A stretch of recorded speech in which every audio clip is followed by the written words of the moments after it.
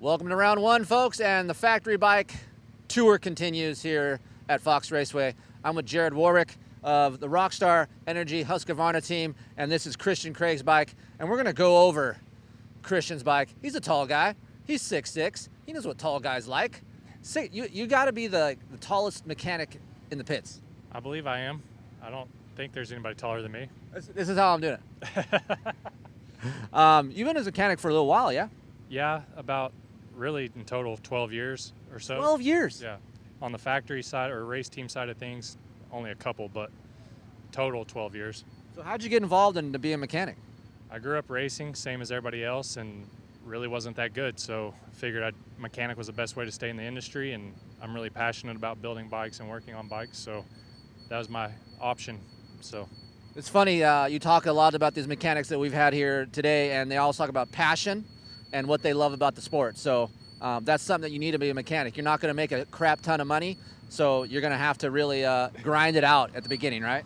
Yeah, it's a tough job for sure. Nobody really understands what goes into it, the hours we put in, and what it takes to get to this level coming through the ranks ourselves. So hours go in, have to make sacrifices with family and friends, and it's all. You got a wife? No. Single? Yes. Single? Single. All right, so before we break down Christian's machine, a little bit about how you guys break all this stuff down. We talk about time and how much effort you guys put in.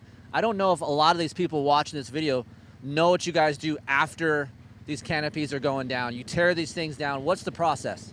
For outdoors, we obviously, as canopies and stuff are coming down, we wash, we strip all the plastics off, try to wash it as best as we can. First thing Sunday morning, we completely frame the bike, take it down to ground zero, clean everything, inspect everything, and rebuild it. Basically, brand new bike every weekend. What's on the frame? Every 3-4 races, is there an amount of races that you guys do on the frames? We go every 6 races.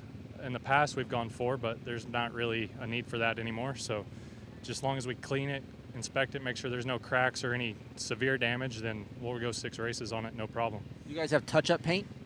We have paint pins. Okay. Works pretty good from a distance. Is Christian picky about new frames or old frames? Does he know which one is which? He likes his frame to be well broken in. Okay. He doesn't really enjoy a new frame, but I feel like Christian's more of like a comfy, soft kind of rider. You watch him ride, right? He's very fluid, smooth. He's hoppity. He's not a hammerhead. I feel like he would like a softer kind of motorcycle. that's exactly it. He wants it broken in. He wants it soft. He doesn't like the harsh stiffness of anything new, like suspension. He would like to have at least 5 hours on it before he comes to a race. Seat, Supercross, I raced with a 40-hour seat. 40? Yeah, just put a new cover on it and go. Wow. So he is a really cushy guy. So how does that work? So does he have his race set suspension back in Florida and he goes practices with it during the week and then you take that off and that's his race set? We'd like to keep it fresh, so he doesn't really get the choice in that. It would be his preference to do it that way, but it doesn't make sense, not cost efficient. Okay, so the factory engine, where are these built? Are they built in-house? Who's building them? Give us a little bit of backstory on the engine. The engines are built in-house. Billy Henderson is our engine builder. Makes it handy. We just have to walk down the hallway to pick up a new engine, ship them back from the races. We go every 3 races on an engine, and he freshens them up, sends them back to the truck. What you guys don't know about these engine builders, and I'll ask Jared this, is these guys live in dungeons, these engine builders. They don't see light. They have their bay area, they work on the engines, and then the dyno room. Is this guy in the dyno room all day? Pretty much. He splits his time between the dyno room. He's also kind of our other machinist we go to a lot for things. So he gets out of the dyno room, goes to the machine shop, and then in his spare time, we let him build the engines too. It's amazing how much work these guys put in. And they don't, it's 12-hour days. They're trying to make more horsepower, trying to make usable horsepower. It's a crazy process, but these guys really know how to put in the man hours and make these bikes work good. Okay, so does Christian like more front side? Does he rev his engine? I kind of know this answer, but maybe these people don't. No, he likes it real luggy. He wants it to be linear and smooth as possible. We have probably the most mellow engine in the entire group. So does that come off compression or is that just mapping? We do it compression. We're just running a standard compression piston. The cam's detuned a little bit, and then mapping is the big issue. along with the longer header. Are you guys on a factory ECU or do you guys use an aftermarket ECU? Factory ECUs. Okay. So between Malcolm and him, I bet you there's a big difference as far as like engine feel. As far as it goes, it was pretty different the start of Supercross season, but towards the end, Malcolm's even kind of gone more this direction. And even yesterday made a gearing change after press, so Malcolm's starting to get more smooth and linear with it as well. Yeah, so these guys, obviously they need enough horsepower to get them off the gate, but then they need to be able to last 35 minutes, right? They can't just hammer out 35 minutes and not expect to be tired or get arm pump or whatever. So having a smooth engine is obviously key. Some of you out there might think factory engines have all of this hit. Some may do, but most do not. Most are long and linear and easy to ride, at least in the 450 realm of things. So going off to the fork and the shock, we've been hearing a lot of people, especially on the KTM side, KYB inserts. It doesn't look like we're here on, we're using WP internals here? Yes, full WP in-house. We haven't tried the KYB stuff, but I don't foresee us going to it. Also, offset and races, is he on 0 races? What offset are we on here? We're on 0 races, 22 offset clamps. He likes the feel of it with 10 mil bar risers on the X-Trig bar mounts. And these are just normal factory edition type hard part clamps, correct? Yes. Okay. So he's plus 10 on the bar mount, I'm sorry? He's plus 10 on the bar mount with the riser. I think the bar mount itself is 38 millimeters tall, and then we go 10 from there. And that's an X-Trig bar mount? Yeah, the PDHS is what it's called.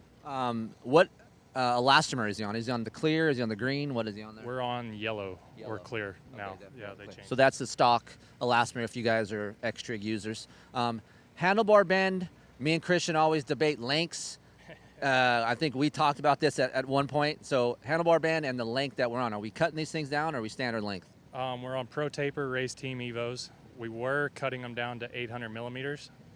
It was the length, but we've since gone back, since his elbow injury, back to full width. Oh, so that is something new. So I always talk about 800 to 803 is my perfect length for my size and most people out there, but the elbow injury also, affects things and how he bends and works on the bike. So having a longer span maybe helps that, relax that a little bit.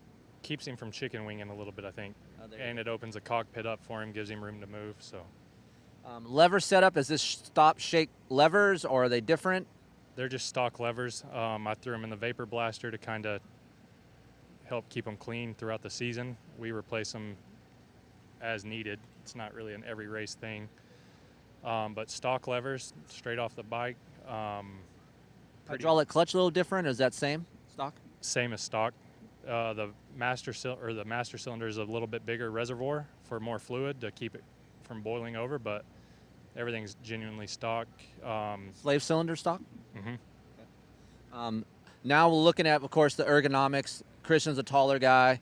Maybe his the seat and foot peg. Can you talk a little bit about that? We run the 17 mil taller seat foam from Guts. It's not the Phantom foam. He likes the standard foam. It's a little bit softer. This is new, the 3-rib seat cover. We generally only used it for mud races before, but he said now that he's kind of getting back in the speed of things and everything, he wants to be held in place a little bit better. And then we run a bump 13 inches from the back of the seat. He doesn't like the bump, the stock height that they come, so we've machined it or cut it down a little bit, about 14 millimeters, and that's where we ended up. Are we on stock offset on the foot pegs? We are down 5 and back 5. Stock pegs, well, factory power parts pegs, but sharpened or straight out of the package. And is there a reason why you guys don't run the vented airbox cover? Christian says it's a little bit loud. It's not a huge difference power-wise, so it's easier, keeps the filter cleaner. I don't have to change it as often. Shifter points on here, is he particular with where his shifter is on the spline? Nope, it's a standard position. So basically, anything, I know Christian was hurt a little bit in Supercross, but anything major from SX to MX with these bikes? Anything differences? Our biggest difference, obviously suspension's way softer, but my setup stayed the same. The only thing I changed is I went to a 51 tooth rear sprocket from a 52. just to kind of mellow it out a little bit, give it a little bit more traction, not so aggressive on the bottom end. That's really the only thing I've changed. I always ask questions that I can't get answered on these things, and we talk about the length from the swing arm pivot to the axle. You guys have a particular length that Christian likes, or is it all pretty close to the same for all the guys? We try to keep it pretty close to the same for all the guys. Kind of varies, obviously, with the gearing we're on. It's obviously ran towards the back a little bit, so that's where I prefer it. Christian kind of likes it as well. It adds more stability.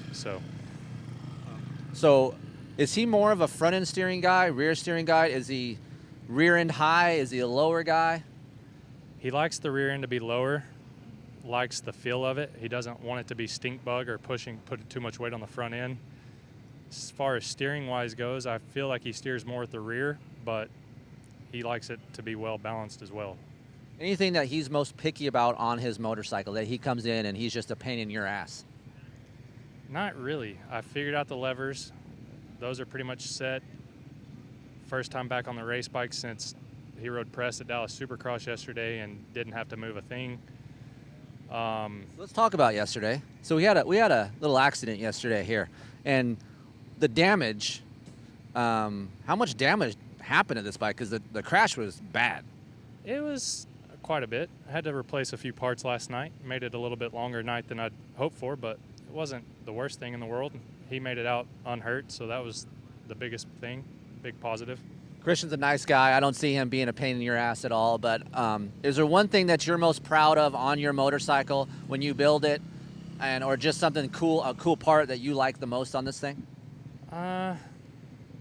It goes back and forth. I don't know. I don't really have a favorite part anymore. I've spent too much time with it, but I just take pride in it. Every time I get done building a new race bike or after a build day, I just like to take a nice scenic picture and admire the work. Yeah, it's really cool to watch these guys do the work from the frame up.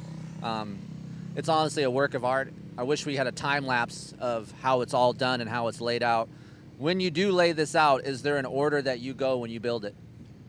I mean, I always start, I think everybody's the same as well. If we all start from the rear and build towards the front, I just lay my bolts out by size of the bolt itself, and I know where everything goes. Some people group them up by category of the bike, but I lay it out in order of size and just go down the line. All right, Rockstar Energy, Husqvarna of Christian Craig. If you guys haven't looked at this bike up close when you're at these outdoor nationals, maybe take a look, because as a fan of white gear and white bikes in general, I think this is one of the better looking white motorcycles that I've seen. I saw the Yamaha up close. It actually looks better in person than on TV, and this is no exception. Very clean, very nice, but I bet you it's not easy to wash up and make it look good again.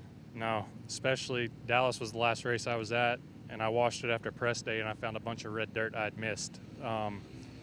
It's not fun. They get dirty fast, and they look pretty sitting on the stand when they're new, but the second they hit the track, they're destroyed. Last question, I'm gonna get out of here. Between motos, Moto 1 to Moto 2, do you take the tank off and wash all underneath it, or you just do a quick one round? We do a quick rinse. We try to keep as far away from the electronics as possible. Save taking the tank off till after the moto unless it's just absolutely necessary.